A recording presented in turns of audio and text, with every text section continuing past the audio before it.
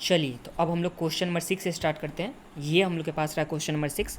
इसमें क्या दे रखा हुआ है, Kalyanam limited has operating profit of 34,50,000। तो ऑपरेटिंग प्रॉफिट को हम लोग क्या बोलते हैं, तो हम लोग ऑपरेटिंग प्रॉफिट को बोलते हैं EBIT। तो हम लोग के पास सम्स में EBIT दे रखा हुआ है। कितने का EBIT दे रखा हुआ है सम्स में, तो हम लोग के पास जो सबसे पहला जो दे रखा हुआ है EBIT वो दे रखा हुआ है 34,50,000 का EBIT। ठीक है। अब नेक्स्ट जो हम लोग के पास है, हैज़ एम्प्लॉयड डेप्ट which gives total interest charges of 7,50,000। तो हम लोग के पास इंटरेस्ट भी कितने का दे रखा हुआ है, तो 7,50,000। तो हम लोग के पास दो चीज़ दे रखा है यहाँ तक में, एक तो हम लोग के पास EBIT, दूसरा हम लोग के पास interest. The firm has existing cost of equity and cost of डेप्ट 16% एंड 8% रिस्पेक्टिवली। तो हम लोग के पास जो दे रखा है कॉस्ट ऑफ इक्विटी, जिसे हम लोग क्या बोलते हैं KE, जो हम लोग के पास कितना परसेंट, तो 16%, और कॉस्ट ऑफ डेप्ट जिसे हम लोग KD बोलते हैं, जो हम लोग के पास कितना परसेंट है, 8% दे रखा हुआ है, और EBIT दे रखा हुआ प्लस में हम लोग के पास इंटरेस्ट यहाँ तक में गिवन है। आगे सब में, the firm has new proposal before it which required fund of ₹75 lakh and is expected to bring an additional profit of 14,25,000। तो देखिए कंपनी को यहाँ पे एडिशनल जो फंड का रिक्वायरमेंट है कंपनी को, वो कितने का यहाँ पे रिक्वायरमेंट है, तो ये हम लोग के पास जो एडिशनल फंड है का रिक्वायरमेंट, ये ₹75 lakh का यहाँ पे कंपनी को रिक्वायरमेंट है। ठीक है। एडिशनल फंड का रिक्वायरमेंट कितने का दे रखा है, तो हम लोग के पास एडिशनल फंड का रिक्वायरमेंट 7 लाख का यहाँ पे दे रखा हुआ है, और जिससे यहाँ पे एडिशनल जो प्रॉफिट हो जाएगा वो कितना हो जाएगा, तो एडिशनल प्रॉफिट हो जाएगा 14,25,000 का यहाँ पे एडिशनल प्रॉफिट हो जाएगा। और पहले से हम लोग के पास प्रॉफिट कितना है, तो 34,50,000। इसमें हम लोग सिंपली क्या कर देंगे, ऐड कर देंगे 14,25,000 को। तो यहाँ तक में तो कोई दिक्कत नहीं है ना, तो ये हम लोग के पास हो गया। आगे हम लोग के पास क्या है, टू फाइनेंस द प्रपोजल, हम लोग को ये जो प्रपोजल है उसे फाइनेंस करने के लिए the firm expected to issue additional डेप्ट, जिसका यहाँ पे कॉस्ट बनने वाला है 8%। तो यहाँ पे जो एडिशनल इशू किया जाएगा, जो हम लोग के पास यहाँ पे एडिशनल क्या किया जाएगा, डेप्ट को इशू किया जाएगा, जिसका कॉस्ट यहाँ पे कितना परसेंट पड़ेगा, तो यहाँ पे 8% पर एनम के हिसाब से कॉस्ट पड़ने वाला है। तो यहाँ तक में तो कोई दिक्कत नहीं है ना, तो ये हो गया। आगे सबसे क्या बोला, will not issue any new equity share. तो यहाँ पे सिर्फ और सिर्फ डेप्ट इशू किया जाएगा, ना कि इक्विटी शेयर। जो भी मतलब फंड का रिक्वायरमेंट है उसके लिए यहाँ पे डेप्ट इशू किया जाएगा, ना कि इक्विटी शेयर। यहाँ तक में तो कोई दिक्कत नहीं है ना, तो ये हम लोग के पास हो गया। आगे सबसे हम लोग के पास क्या दे रखा हुआ, तो आगे हम लोग के पास क्या बोला कि एज्यूम नो टैक्स कल्चर। तो यहाँ पे टैक्स नहीं है। सम्स में बोला you are required to calculate weighted average cost of capital. तो हम लोग को सम्स में यहाँ पे निकालना जो है, कैलकुलेट जो करना है, क्या कैलकुलेट करना है, तो यहाँ पे weighted average cost of capital हम लोग को कैलकुलेट करना है बिफोर न्यू प्रपोजल और आफ्टर न्यू प्रपोजल। तो हम लोग को यहाँ पे WACC कैलकुलेट करना है, जो न्यू प्रपोजल से पहले और एक बार न्यू प्रपोजल के बाद। ठीक है। तो ये हम लोग के पास सम्स में अभी तक में इन्फॉर्मेशन दे रखा है। तो सिंपली हम लोग इस इन्फॉर्मेशन के बेसिस पे क्या करेंगे, स्टार्ट करेंगे बनाना। ठीक है। तो चलिए स्टार्ट करते हैं। तो देखिए सबसे पहले जो कंपनी के पास प्रॉफिट है वो हम लोग के पास कितना दे रखा हुआ है बिफोर प्रपोजल। तो यहाँ पे 34,50,000 का हम लोग के पास प्रॉफिट है, और इंटरेस्ट कितने का दे रखा है, 7,50,000 का। और उसके बाद हम लोग के पास दोनों रेट गिवन है, मतलब कॉस्ट ऑफ डेब्ट भी गिवन है, प्लस में हम लोग के पास कॉस्ट ऑफ इक्विटी भी गिवन है। अब देखिए हम लोग के पास टोटल इंटरेस्ट दे रखा हुआ है और इसका रेट दे रखा हुआ है, तो इससे हम लोग क्या निकाल सकते हैं, तो इससे हम लोग डेप्ट तो निकाल सकते हैं ना। तो डेप्ट कैसे निकालेंगे, तो देखिए जो हम लोग के पास इंटरेस्ट होता था, इंटरेस्ट हम लोग कैसे कैलकुलेट करते हैं, तो जो हम लोग के पास लोन का अमाउंट होता है, जो हम लोग के पास क्या होता है, डेप्ट होता है, उसमें अगर हम लोग रेट से मल्टीप्लाई कर देंगे तो हम लोग के पास इंटरेस्ट आ जाता है। तो यहाँ पे जो भी हम लोग के पास लोन का अमाउंट है या डेप्ट का अमाउंट है, अगर उसमें अगर हम लोग रेट से मल्टीप्लाई करेंगे तो हम लोग के पास क्या आ जाता था, तो हम लोग के पास आ जाता था इंटरेस्ट। अब सम्स में इंटरेस्ट हम लोग के पास कितना गिवन है, तो 7,50,000 का हम लोग के पास इंटरेस्ट गिवन है। लोन तो हम लोग के पास गिवन नहीं है ना, कितने का डेप्ट है, और इसका रेट हम लोग के पास कितना गिवन है, 8%। तो 8% हो गया। तो इस तरह से हम लोग यहाँ पे कैलकुलेट कर सकते हैं ना लोन का अमाउंट। तो लोन का अमाउंट हम लोग के पास कितना हो जाएगा, तो लोन का लोन यहाँ पे 7,50,000 जो कि इंटरेस्ट का दे रखा हुआ था, और इसमें डिवाइड कर देंगे हम लोग के पास जो 8 था उससे, तो हम लोग के पास क्या आ जाएगा लोन का अमाउंट, तो ये आ जाएगा हम लोग के पास 7,50,000। इसमें डिवाइड करेंगे 8%, तो ये हम लोग के पास आ जाएगा कितना, तो यहाँ पे 93,75,000 का ये हम लोग के पास क्या आ गया, डेप्ट का अमाउंट आ गया। तो यहाँ तक में तो कोई दिक्कत नहीं है ना, ये हम लोग के पास डेप्ट का अमाउंट यहाँ तक में आ चुका है। अब जो नेक्स्ट हम लोग के पास है इक्विटी कैलकुलेट करना है। इक्विटी के लिए हम लोग के पास रेट दे रखा हुआ है, इक्विटी का हम लोग के पास रेट दे रखा हुआ है, जो हम लोग के पास कॉस्ट ऑफ इक्विटी है उसका रेट दे रखा हुआ है, और प्लस में हम लोग के पास प्रॉफिट दे रखा हुआ है।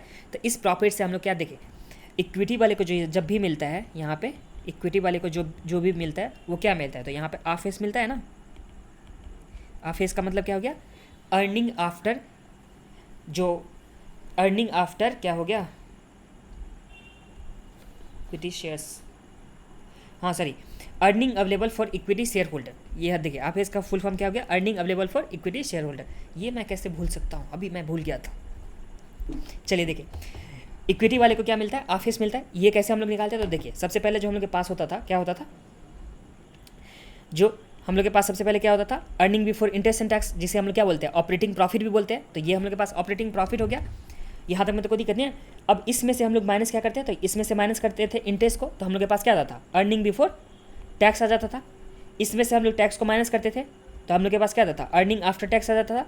इसमें से हम लोग जो भी डिविडेंड होता था, प्रेफरेंस डिविडेंड जो भी होता था, उसे हम लोग माइनस करते थे, प्रेफरेंस डिविडेंड को हम लोग माइनस करते थे, तो हम लोग के पास क्या निकल के आता था, तो हम लोग के पास निकल के आता था ऑफिस निकल के आता था। यहाँ तक में तो कोई दिक्कत नहीं है ना। तो यही ऑफिस मतलब earning available for equity share holder, तो ये निकल के आता था। ये जो मिलता है वो किसको मिलता है, तो ये मिलता है इक्विटी शेयर होल्डर वाले को, ठीक है। यहाँ तक में तो कोई दिक्कत नहीं है ना।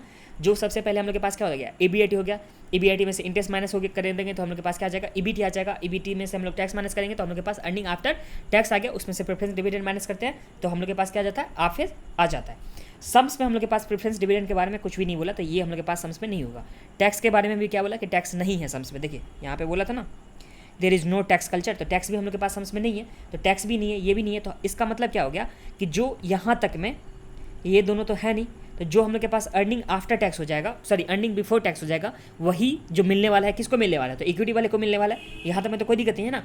और जब हम लोग निकालते थे, क्या निकालते थे, कॉस्ट ऑफ इक्विटी निकालते थे। जो हम लोग के पास के निकालते थे, तो के हम लोग क्या निकालते थे, जो यहाँ पे इक्विटी वाले को दिया जाता है वही ना, या तो डिविडेंड बेसिस पे, तो अगर डिविडेंड दे रखा होता तो डिविडेंड के बेसिस में, अर्निंग दे रखा होता अर्निंग के बेसिस पे जो इक्विटी वाले को दिया जा रहा है। तो जो अर्निंग वाले को यहाँ पे अर्निंग बिफोर टैक्स वाला दिया जाएगा, क्योंकि यहाँ पे टैक्स तो है नहीं, तो अर्निंग बिफोर टैक्स बोले या अर्निंग आफ्टर टैक्स बोले या ऑफिस बोले, यही दिया जाता है ना। और इसमें डिवाइड कर देंगे नंबर ऑफ इक्विटी, मतलब जो हम लोग के पास टोटल इक्विटी शेयर कैपिटल है, इक्विटी शेयर कैपिटल।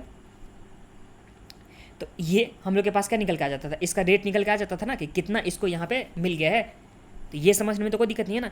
देखिए सबसे पहले जो हम लोग के पास इक्विटी निकालते थे, इक्विटी निकालने के लिए जो हम लोग के पास आता था, जो इक्विटी शेयर कैपिटल को जो मिलता था अमाउंट, वो क्या चीज़ का मिलता था, तो हम लोग के पास मिलता था earning available for equity share holder office.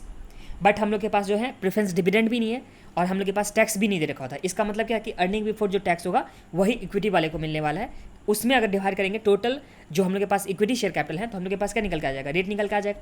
ये समझने में तो कोई दिक्कत नहीं है। तो इसी के बेसिस पर हम लोग यहाँ पे इक्विटी शेयर कैपिटल निकाल लेंगे, ठीक है। देखिए डेप्ट वाला तो समझ में कोई दिक्कत नहीं ना था। हम लोग के पास जो यहाँ पे देखिए डेप्ट वाला एक डिवीजन करा देता हूँ। इंटरेस्ट इक्वल टू क्या होता है, लोन इंटू रेट करते थे। हम लोग के पास इंटरेस्ट का अमाउंट दे रखा हुआ था जो कि 750,000, और लोन इंटू रेट, तो हम लोग के पास यहाँ पे निकल के आ गया कि कितना डेप्ट होने वाला है, ठीक है। इक्विटी के लिए हम लोग सिंपली यहाँ पे क्या समझे थे कि जो हम लोग के पास earning before interest and tax था, उसमें से अगर हम लोग इंटरेस्ट माइनस कर देंगे, तो हम लोग के पास जो अमाउंट आएगा उसमें डिवाइड करेंगे इक्विटी शेयर कैपिटल से, तो हम लोग के पास जो है इसका रेट आ जाएगा। रेट हम लोग के पास गिवन है, प्लस में अर्निंग बिफोर टैक्स भी हम लोग कैलकुलेट कर सकते हैं, तो हम लोग के पास यहाँ पे इक्विटी निकल के आ जाएगा। तो देखिए इसमें यहाँ पे देख लीजिए, देखिए जो हम लोग के पास के का रेट दे रखा हुआ है सम्स में, वो कितना दे रखा हुआ हम लोग के पास के का रेट, यहाँ पे जो हम लोग के पास के का रेट दे रखा हो वो सम्स में कितना दे रखा हुआ था, तो के का रेट जो हम लोग के पास था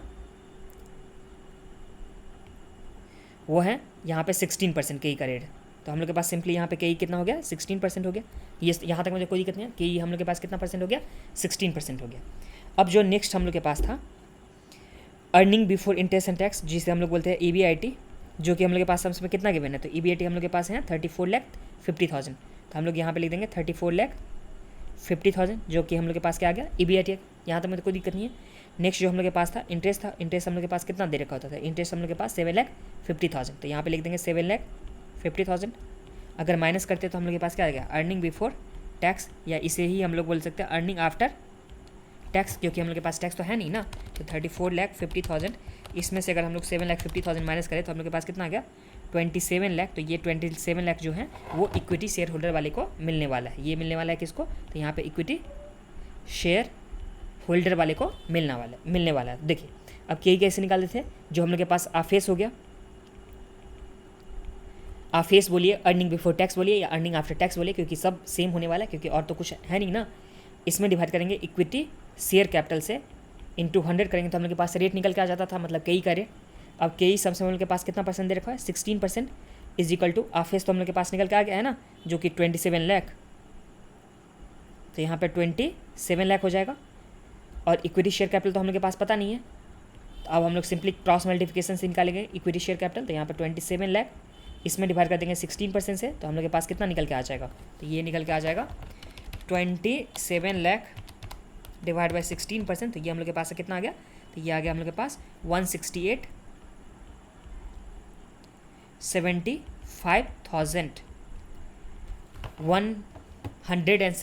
लाख और 75,000, ये हम लोग के पास क्या निकल के आ गया, तो यहाँ पे इक्विटी शेयर कैपिटल। और जो हम लोग के पास डेप्ट था, वो डेप्ट हम लोग के पास कितना था, डेप्ट कितना निकाल चुके थे पहले, तो डेप्ट हम लोग यहाँ पे निकाल चुके थे 93,75,000, तो यहाँ पे डेप्ट हम लोग के पास हो गया 93,75,000 का डेप्ट हो गया।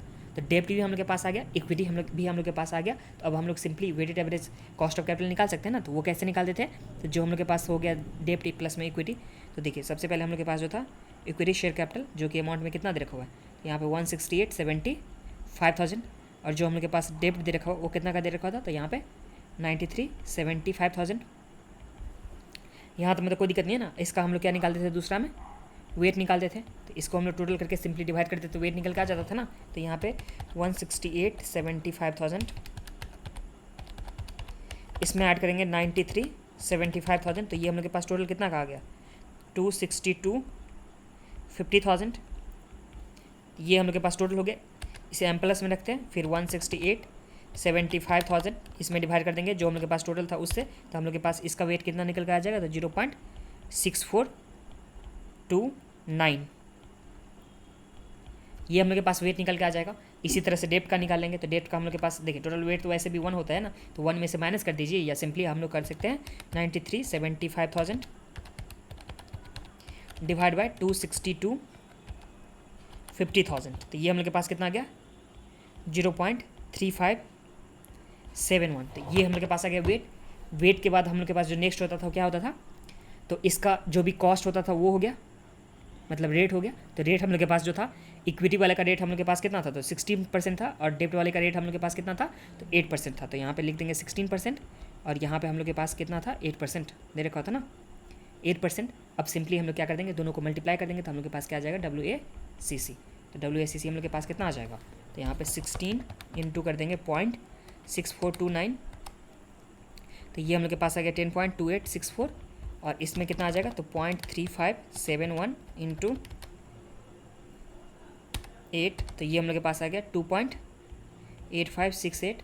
दोनों को अगर ऐड कर देंगे तो हम लोग के पास कितना आ जाएगा, तो प्लस 10.2864, तो ये हम लोग के पास ऐड करने के बाद कितना आ गया 13.1432। तो इस तरह से हम लोग के पास कितना आ गया, ये आ गया WACC 13.1432, जो कि हम लोग के पास बिफोर, मतलब बिफोर इस जो हम लोग के पास था ना न्यू फंड जो इन्वेस्ट जो करना था प्रपोजल से पहले का, ये हम लोग के पास आ गया, जिससे हम लोग यहाँ पे भी देख लेते। तो देखिए सबसे पहले वैल्यू ऑफ डेप्ट निकालने के लिए जो हम लोग के पास आंसर आया था वो भी यहाँ पे सेम ही है, और जो वैल्यू ऑफ इक्विटी था वो भी हम लोग के पास सेम था, और इसी के बेसिस पे हम लोग यहाँ पे निकाल लिए थे क्या, ये वाला रहने दीजिए पहले, ये दोनों हम लोग के पास, ये वाला प्लस में ये वाला जो था पुराना प्रपोजल के हिसाब से, मतलब जो पहले से दे रखा हुआ था एग्जिस्टिंग, उसके हिसाब से है।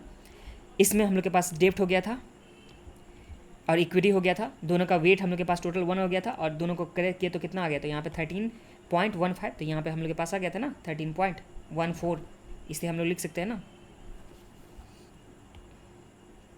10.29, तो यहाँ पे कितना है 10.29 भी लिख सकते हैं। अगर हम लोग अगर 2 डिजिट में लेते तो इसको लिख सकते हैं ना 10.29, तो यहाँ पे अगर हम लोग लिखना चाहेंगे 2 डिजिट में तो यहाँ लिख सकते हैं ना 10.29, और इसको क्या लिख सकते हैं, तो यहाँ पे है 0286 है ना, इसमें कितना है 02.86, इसे अगर राउंडिंग ऑफ करेंगे तो अगर दोनों को अगर हम लोग ऐड करते हैं तो 10.29 प्लस 2.86, तो हम लोग के पास कितना आ गया 13.15, ठीक है। तो ये हम लोग 4 डिजिट लिए हैं, इसलिए हम लोग के पास जो 0.1 का जो यहाँ पे डिफरेंस है वो सिर्फ और सिर्फ हम लोग जो यहाँ पे 4 डिजिट कंसीडर किया है उसके वजह से, ठीक है। दोनों एक ही होता है तो इसमें कोई प्रॉब्लम वाली बात है नहीं। तो ये हम लोग के पास WACC हो गया, जो कि हम लोग के पास बुक से भी यहाँ पे मैच कर रहा है। अब जो न्यू प्रपोजल है उसके बेसिस पे हम लोग यहाँ पे कैलकुलेट करेंगे। तो देखिए जो हम लोग के पास डेप्ट का रेट है, न्यू प्रपोजल में भी जो हम लोग के पास डेप्ट का रेट है वो तो सेम ही है, जो कि 8% दोनों के केस में। तो डेप्ट हम लोग के पास कॉस्ट ऑफ डेप्ट कितना हो गया, तो जो हम लोग के पास यहाँ पे कॉस्ट ऑफ डेप्ट हो जाएगा, जो कॉस्ट ऑफ डेप्ट हम लोग के पास हो जाएगा वो कितना परसेंट, तो 8% यहाँ पे हो जाएगा। अब न्यू इक्विटी के टाइम में जो हम लोग के पास इक्विटी वाले को जो पैसा मिलने वाला है वो तो चेंज हो जाएगा ना, क्योंकि देखिए एडिशनल जो फंड था यहाँ पे हम लोग के पास वो 75 लाख का यहाँ पे एडिशनल फंड जो कि लिया गया था किसके बेसिस, मतलब कौन सा फंड लिया गया था, इशू किया गया था, तो जो कि यहाँ पे डेप्ट के फॉर्म में इशू किया गया था 75 लाख का। तो हम लोग के पास टोटल डेप्ट भी तो चेंज हो जाएगा। तो अगर हम लोग यहाँ पे लिखेंगे टोटल डेप्ट, तो पहले वाला जो था एग्जिस्टिंग डेप्ट वो हम लोग कितना निकाले थे, तो पहले वाला डेप्ट हम लोग के पास ये था 93,75,000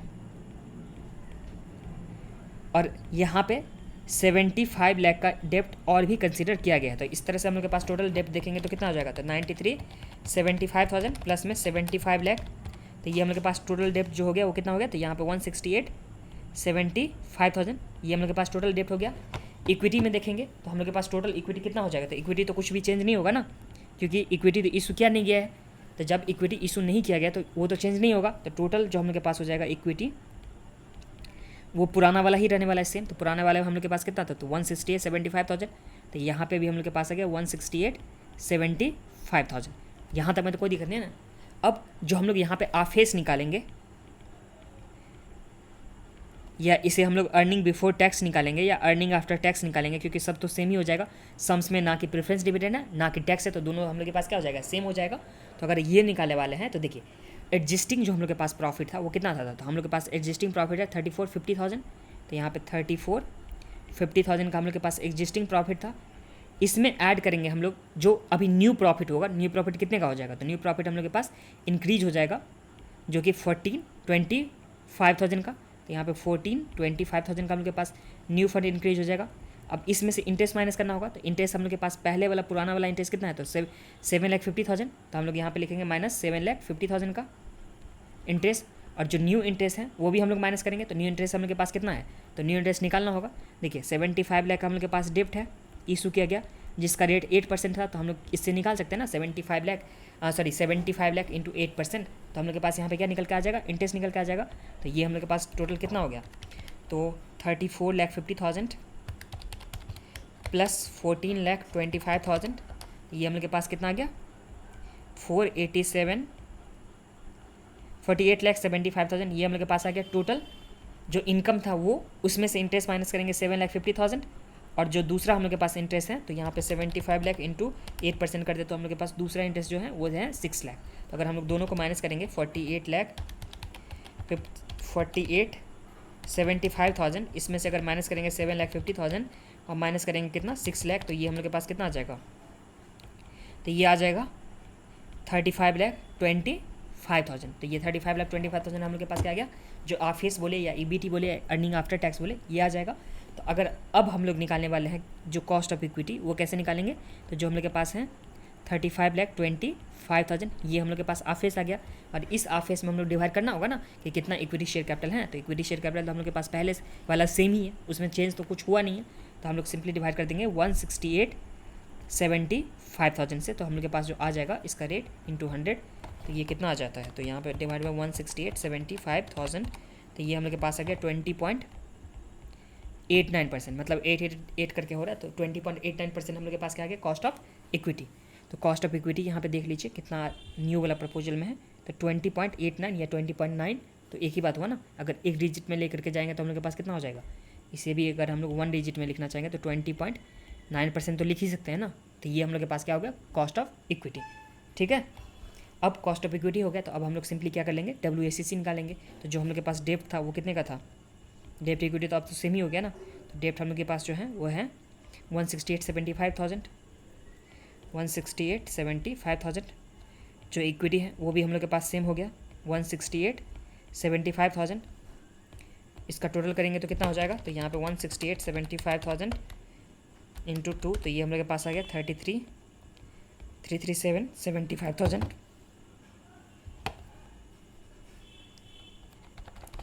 168,75,000 इंटू 2 करते हैं तो ये आ गया 337,50,000।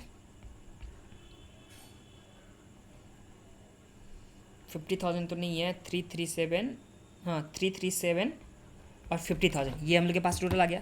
और इसका वेट अगर निकालना चाहेंगे तो वेट कितना हो जाएगा, तो 0.5, क्योंकि दोनों तो इक्वल हैं तो 0.5 हो जाएगा। और इसे अगर आप लोग चेक करना चाहोगे वेट को तो कैसे चेक कर सकते हो, तो 168,75,000 इसमें डिवाइड बाय करेंगे इस टोटल से, मतलब 337,50,000 से, तो हम लोग के पास 0.5। अब दोनों का रेट जो हम लोग के पास था, डेप्ट का रेट तो वही सेम था 8%, और जो इक्विटी है उसका रेट कितना हो जाएगा, तो 20.9%। तो अब हम लोग के पास जो आ जाएगा ये क्या आ जाएगा, WACC। तो मल्टीप्लाई करके देख लीजिए, तो यहाँ पे 8 का अगर 0.5 करेंगे तो यहाँ पे 4% हो जाता है, और 20.9 का करेंगे तो 20.9 डिवाइड बाई 2, तो हम लोग के पास कितना आ गया 10.45। अगर टोटल ऐड करते तो यहाँ पे 14.45%, ये हम लोग के पास क्या आ जाएगा, आंसर आ जाएगा, जो कि WACC। और एक बार आंसर यहाँ पे भी देख लीजिए, तो हम लोग के पास कितना दे रखा है 14.45। और इसी के साथ ये सम हम लोग का कंप्लीट हो गया, जो कि बहुत सिंपल था। ठीक है।